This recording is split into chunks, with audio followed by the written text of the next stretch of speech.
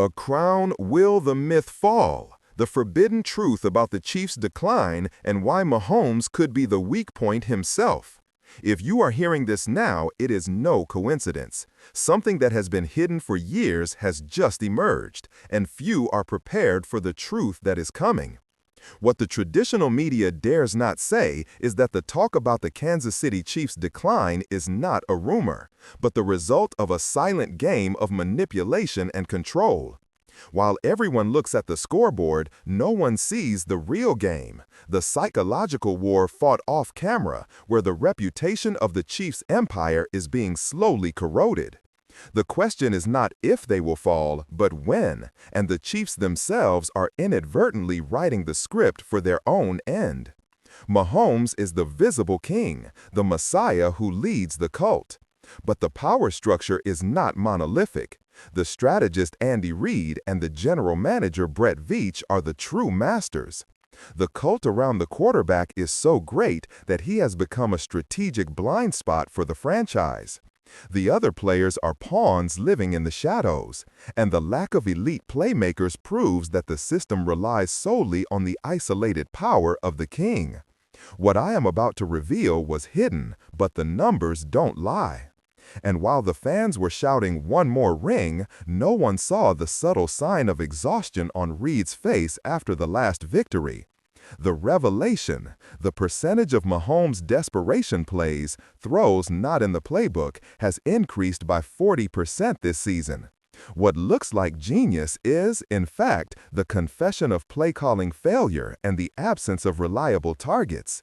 It was the code of extreme dependence that triggered the alarm in Vegas. This detail, ignored by ESPN, is what changes everything you thought you knew about the Chiefs' stability. The attention is being gained, but for the wrong reason. The decline is what is attracting the attention. There is still more. The season's climax is not the Super Bowl. It is the opponent's attempt at revenge. The Chargers and Raiders are no longer playing to win. They are playing to expose the Chiefs' vulnerability. The final blow, the second the opponent blinks, will not come from a deep pass, but from a communication error under pressure, the weak point of a team that has grown accustomed to ease. The weak point to be exploited is the offensive line when forced to protect for more than 3 seconds, exposing Mahomes. A move rehearsed by opposing defensive ends for weeks, perfect, lethal, inevitable. The power of fear has changed hands. Could this whole decline narrative be just luck for the opponents, or a calculated plan to make the Chiefs overly confident? The press talks about the decline to make the Chiefs relax and return to old habits.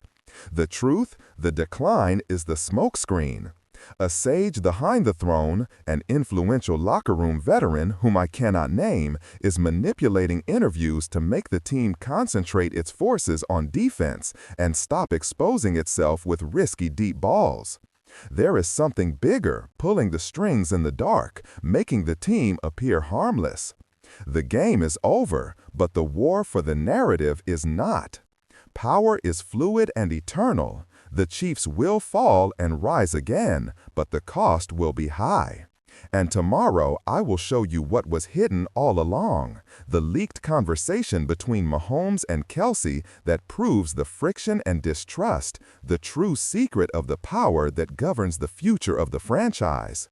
Leave your opinion. If you have seen this far, it is because you are one of those who understand power.